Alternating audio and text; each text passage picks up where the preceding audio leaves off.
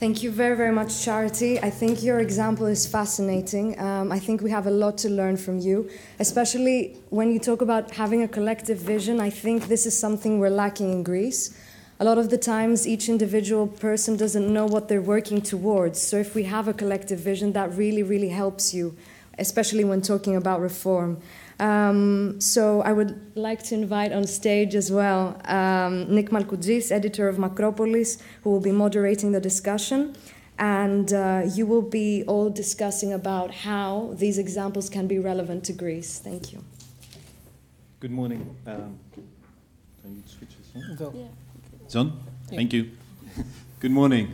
Thank you very much to both of you for very interesting presentations, which I think give us plenty to discuss in the next half hour. We don't have a lot of time, so what I will do is just kick off the discussion here between us, and then we go to the audience for some questions. So if over the next 5-10 minutes you can think of things you'd like to ask Simeon and Charity, I think they font of knowledge on the subject that will be very much in our minds today, which is about entrepreneurship, about how to change the system, essentially. And Simeon, if I may start with you, you know, my job is to analyze political and economic developments in Greece and try and make sense of them, which is not always easy, and to try and work out where the country is heading. But I also have another hat, which is as the co-owner of a Greek SME, if you like. So I look at what you said from 2 points of view, and when you were talking, for instance, about the difficulties in terms of selling a property or buying a property, makes me think of, in Greece during the crisis, we set up what was called the one-stop shop. To go and set up a business, and my comment about that is, it is indeed a one-stop shop if you make 37 stops before you're there and a few more afterwards. And that's really what we're discussing here, is how to change that. And Charity, your story is very inspiring. But I would like to start with this question. You mentioned, Charity, also that the Kenyan president was very active in trying to change the system. And I'll start with you, Simeon, from your experience. Does it have to be a top-down process, or can it be people on an entrepreneurial level finding ways to subvert or bypass the system? Or do we need someone at the top to be changing it? The short answer is we do need somebody at the top to realize that difficult conditions require difficult decisions, and then just close your eyes and jump. And especially in countries like Greece, where for the last nearly decade we've experienced difficult economics, difficult social change, you basically need a committed prime minister or somebody high in the government to say, we're going to do things differently. We've shown that there is some progress, gradual progress, but in countries like Greece, I would say you need somebody. This is why I was giving the example with taxes. You know, why cannot a politician imagine a situation where you have a low tax rate, but you collect it, rather than saying, well, we'll keep taxes 3 times higher than in our neighboring country, but then we're not going to be collecting from everybody. It's just a different mindset. But if you switch to this mindset, you're going to be at a much better equilibrium. And you need this jump. Otherwise, you can subvert the system. You can try through reloading at the local level or the entrepreneurial level. But you can only go so much. You do need a president, a prime minister to shift the thinking of government services. As a sort of short case study, because you mentioned Bulgaria and Greece, and lots of Greek companies moving to Bulgaria for the lower taxes. How did this happen in Bulgaria? How was the tax system made so efficient there? a financial crisis. We had a meltdown of the banking system in the late 1990s, and there was a brief period where politicians basically thought, well, nothing's working anyhow, so we might as well try something new. And they went for a relatively radical change that in normal times is not possible. Incidentally, most reform happens that way. Somebody realizes that business as usual is not going to cut it, and then they make a jump. Once you make the jump, you realize it's actually very easy. It's very easy once you're in the new equilibrium. That's very encouraging. Charity, on that point, could you tell us a bit more about the role that was played by the Kenyan president and his administration, and how that triggered the work that you do? Yeah, I think this still works. Yeah. So, I think the president was instrumental in setting the agenda and in holding everyone else accountable. So the way it started actually is the private sector went up to the president and said, if this is what you're interested in, here is something we would like for you to work on. And then the president said, okay, I will assign it to one of my ministers, but we have a reporting structure where the minister reports to me, but I, as a president, report back to the private sector. So the private sector held him accountable, and then he had to hold the minister and, of course, the rest of us who are working with him to do that. So I think that kind of setting of the agenda is extremely important, and then also starting to get people at all other levels to have the same level of commitment, because they feel like they have to be accountable, and this is something that is a priority all the way to the top. So that way people also understand that it's not small changes that will cut it, that we're going to make whatever changes we have to make as a country, because we're committed to ensuring that businesses can easily set up, they can thrive, etc.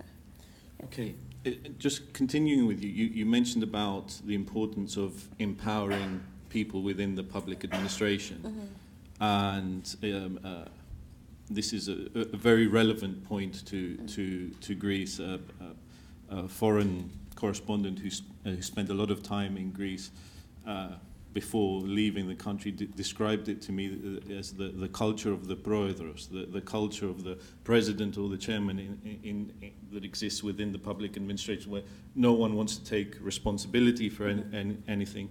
You mentioned them not feeling empowered to change, and to kick it always up to the chairman or the president or the general secretary or whoever will sign off on something. So how does that process work? How did you guys go about changing that mentality? So I think it's too ambitious to say you change everyone's mind. I think you start with finding people who are like-minded, and I think for me that has been the most helpful in government, where as you start to meet people, as you discuss, then you start to identify people who want to be part of the reform process, maybe just haven't had the opportunity or haven't quite figured out how to do it. So that's been extremely helpful in starting to form a coalition of forces.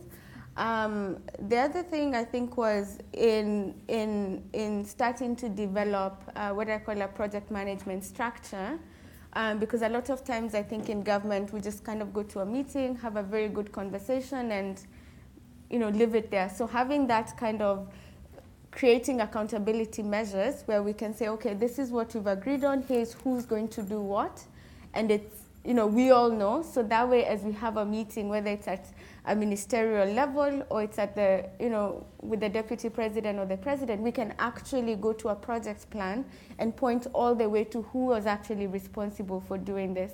I think the challenge usually in many places, if you're thinking about corporate, if there's something that I said I'm going to do, it can almost be traced all the way down from, our director to myself, and we can say the reason this hasn't been accomplished is because Charity didn't do X, Y, Z.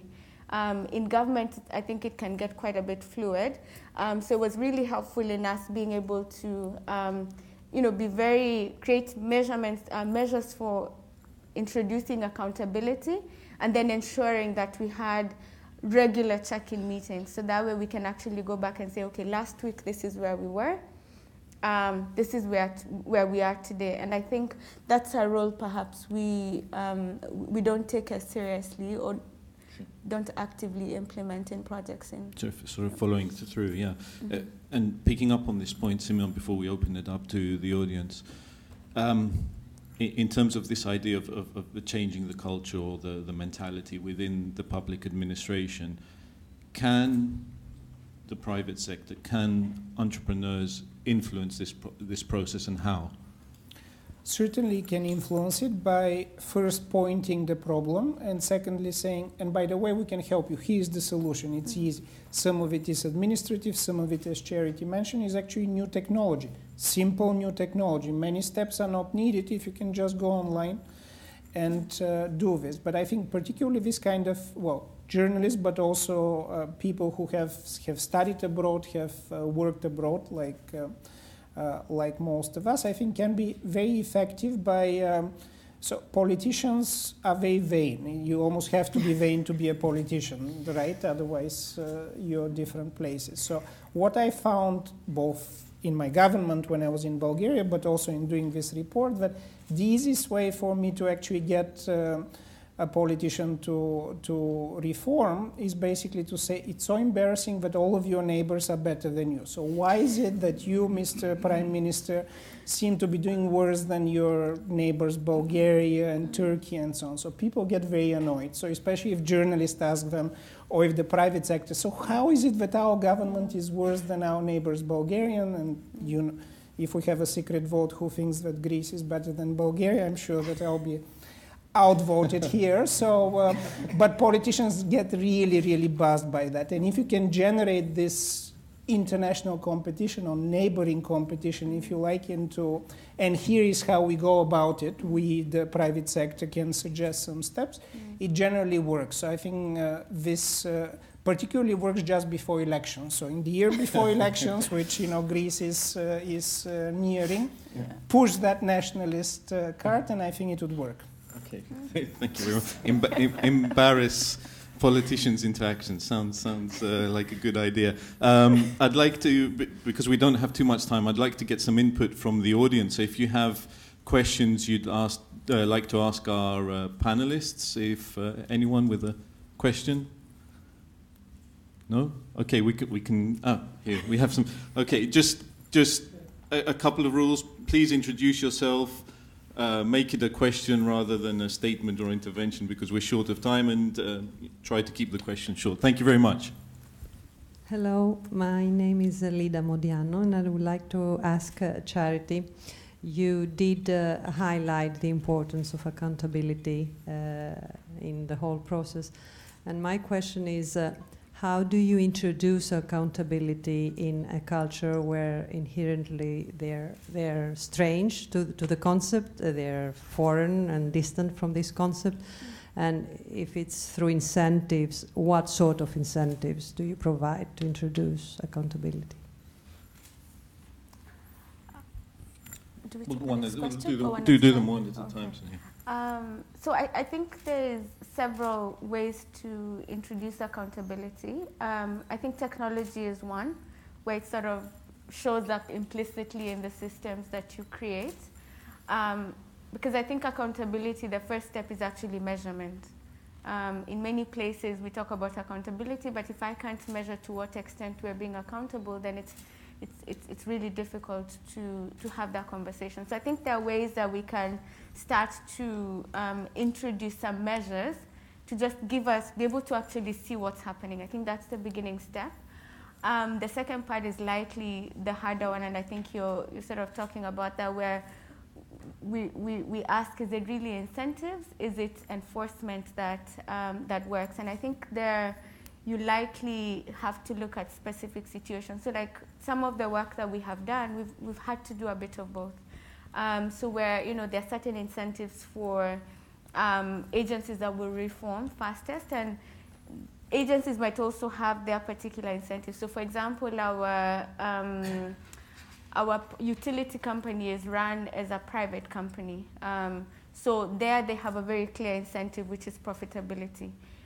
If I come to our company, the agency that registers company, not so much, no profit incentive. So there we had to have a mix of incentives for the management as well as, and I want to say targets, performance targets that the head of the agency had to have, so that way they could try and implement some measures of accountability. I think it's not an easy thing to do, and especially because at least in Kenya, most of our government employees, it's more or less a permanent job. So if we're talking about performance incentives, very, very little, because for you to get promoted, you need to have worked in a particular job X number of years, not so much based on, it's not meritocratic. So I think that's something that we haven't entirely figured out, but at least we play around with certain measures to see if they're impactful. And I think on at least starting to use technology as a way to measure has been the starting place for us with accountability. I can go to a government agency and say, your service delivery charter says you register a company in 1 day. The data says you register in 10. That's a beginning of a conversation. Yeah. It's very interesting. If I could bring you in as well, Simeon, with a current example, we're currently going through a process in Greece of performance evaluation within the civil service.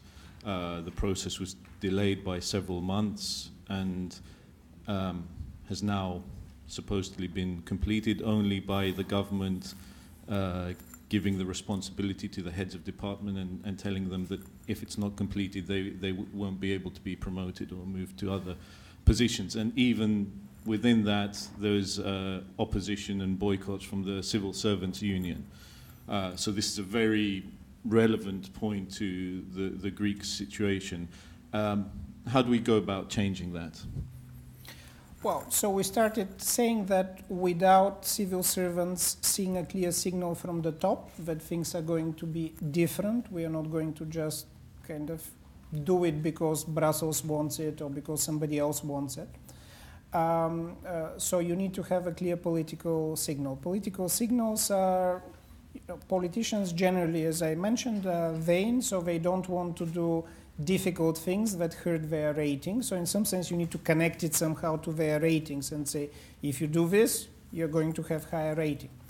You're going to be better than your neighbors, you're going to win the next elections, and so on. And it happens that improving the environment for business does win you votes, because the mass of people are somehow one way or another involved in business, either directly or through their family. So even small changes are seen in society. So it goes to the accountability point, but not just performance review by performance review, but somehow getting the media, society, organizations like this organization basically highlight both successes, but also what needs to be done. And in some sense, all of the different rankings, not just doing business, various other rankings that we've discussed, help in that regard, because they say, look, if you do this, you'd be here, and if you do this, you'd attract so much business. In my mind, these comparisons, these competitions work better than performance reviews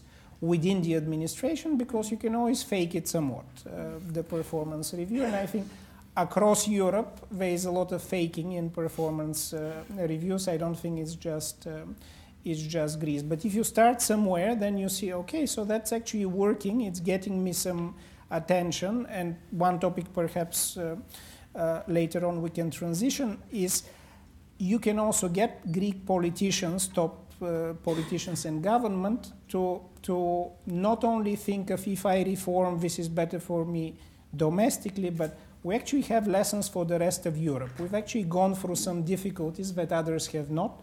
Hopefully we've learned from that. And now we can tell the rest of Europe how to go through some difficulties. And if you elevate it to that level, my view is you're suddenly going to get people, Prime Minister, Finance Minister, and so on, to be more courageous about pushing. I look forward to the day we start exporting our know-how on this particular subject. It will be a very happy day indeed. We had another question, the gentleman here in the front. Thank you. My name is Apostolos Kremadalas, and I wanted to ask you both. You've presented a lot of interesting facts about, where Greece stands, against other countries in different, rankings.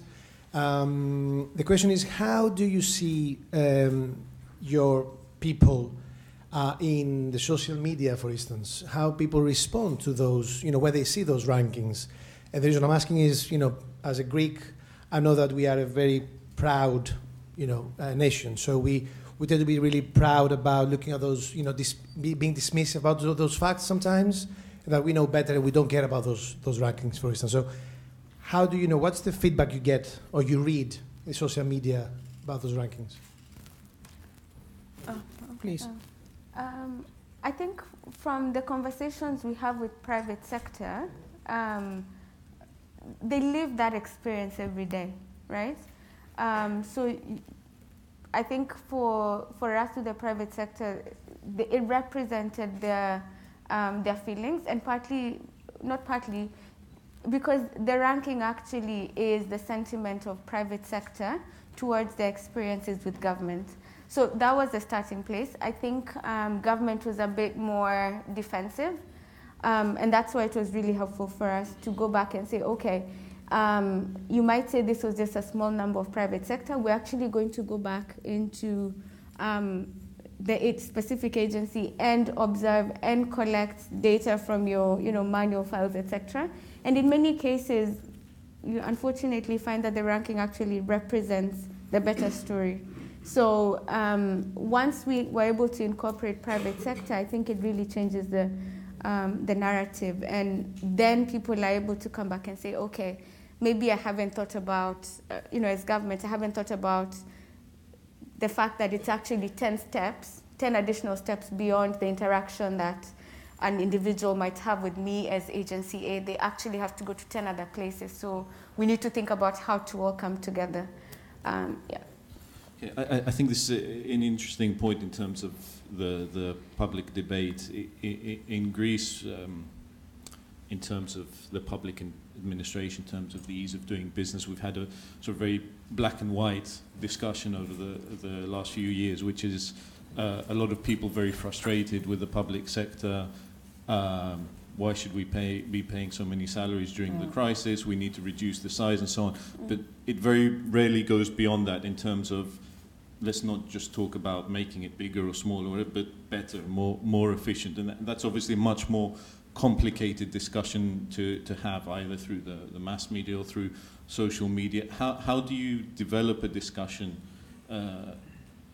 like that, and how do you also create, if you like, grassroots support for the idea of improving, not just making smaller or bigger or whatever? Well, I think it relates to the previous question, is that you need to almost force the politician to look at any of these procedures or these cases, if you like, through the eyes of the average business, not the large foreign businesses, because they have ways to do things, but the average domestic business.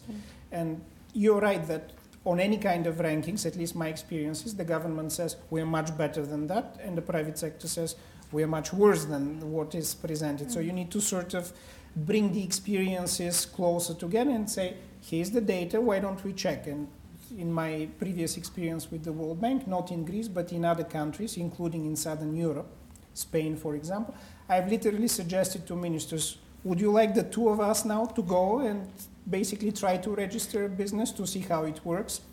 Of course, in Spain, they immediately started making calls, and it was a lot easier than it would have been. But, that takes organization. This is a good first step. Whether in Greece, by the time that we offer the minister this, the public administration will move or not. So we can all club together to pay for your ticket to come over and try this. So I'm happy to do it. It's a good exercise, because suddenly the politician goes somewhere, and, in one country, also in Europe, we went, and actually nobody was at the office. It wasn't lunchtime or anything, but nobody was in the office. Closed for business. Exactly, permanently closed for business. So he immediately got the point. So we need to bring the experience to be. Most politicians actually have never done business. and we need to at least approximate the experience. And I think this is where this type of people who have the experience, who know how it's done in other countries as well, can serve as good intermediaries. Right. Yes. It's a great point that at least from our experience in Greece, the lack of experience of the private sector, knowledge of the private sector, often you see rules that come out and you immediately know that the person that's written this has never stood in a queue in a tax office in X, Y, or Z place. We have 3 minutes left. Time for one more question from the audience. We've got two. Let's see if we can squeeze them in. One down here. Right behind you. Thank you. I'm George Boretos. Question for both of you, Charity and Simeon. Based on given the current state in Greece, with all the troubles and problems in doing business, problems that you have faced in Kenya, as I understand, and in Bulgaria in the past, what would be your advice for young entrepreneurs and startup companies? Should they stay and wait for things to get better? Should they leave? Or is there a solution, a better solution somewhere in there in between? Charity, do you want to start? Yes. Difficult question. Very You're a young entrepreneur, so. Well, I don't believe in giving up. So, I would say, stay, because I think you have to think about a bigger picture. But I think my message would not just be for entrepreneurs. I think it would be to say, yes, entrepreneurs stay, but government needs to realize that they won't stay forever. Because at the end of the day, as an entrepreneur, you want to spend most of your time in creating and and building a business rather than worrying about government. So yes, I want to say stay, but I think the bigger message is actually to government to say they won't stay forever. So in this condition, so government really has to pull up their socks. And I think entrepreneurs are, they're generally creative, so they'll talk with other people and then they'll try and find ways to make things simpler, but that's not the way to do it. Yeah. There are opportunities in difficult conditions, and there are more opportunities currently to do business in Greece, I would say, than in the UK. So from that perspective, it's good to work there. But you always, I think, have to give the government the signal that, they're on the clock. So if they continue these businesses as usual, entrepreneurs are becoming more and more global, so to speak. Europe is, with a few exceptions like the UK, quite open. So there's only a limited time before entrepreneurs say, I have better opportunities somewhere else. So in that regard, I'm a bit more open of, if it doesn't work in your country because it's too frustrating, try somewhere else, and then come back again with more experience and hopefully more opportunity to influence domestic policy. Okay, that's great. We have 1 minute left. If it's a very brief question. We had a lady at the back who wanted to ask something. Just very, very quickly. Thank you. Thank you very much. My name is Kira Gartsu-Katsugianni, and I wanted to ask Charity, one of the points you made about the Kenyan civil service really resonates with the Greek example, and it's about the feeling of disorientation, demoralization, and generally inability to influence outcomes among civil servants. So my question is, how do you break the barrier between a civil servant who is used to doing routine tasks and, the actual ability to influence policy, which is ultimately going to motivate them to support reform? Wow, that's a great question. I'm glad we didn't have time to take that question. It's very good. Yeah. I think you only do it by creating opportunities to do so. And then publicizing those opportunities so that people see that it's actually possible. I think, when we started the work in Kenya, most people would just look at you and say, well, this is a project that's coming, it's going. They don't even want to be invested in it. So I think it's really, you start by creating specific transformational projects, insist that people participate, because I think in the beginning it's really insisting that we'll get them to do it. And then you ensure that that becomes something that you publicize for others to see, because there'll be people waiting on the sidelines who are just watching to see if it will be successful, if you'll actually drive any kind of change. And I think if you do it by example, then it grows. I think it will take time to do that, but that's at least one way that we're doing it and seeing some changes. I don't have any good thoughts of how you institutionalize that yet. You make it hip. There are actually surprising ways to make an administrative reform to look sexy, to look hip. You sort of encourage the people who do it. You make it as if, and it's true, as if they're part of something new and exciting, renovating government or reloading government. And you'd be surprised how people get inspired just by being. Most of the administration, public administration, is fairly dreary, boring kind of job. So if you make it a bit more meaningful for them, and you need very small steps to do that, people get very inspired. Great, I think it's a fantastic point to leave it on. We're out of time. First of all, thank you to Charity, thank you to Simeon. The crowdfunding to bring them both to Greece very soon begins this afternoon. Thank you also to the audience for excellent questions. Thank you very much.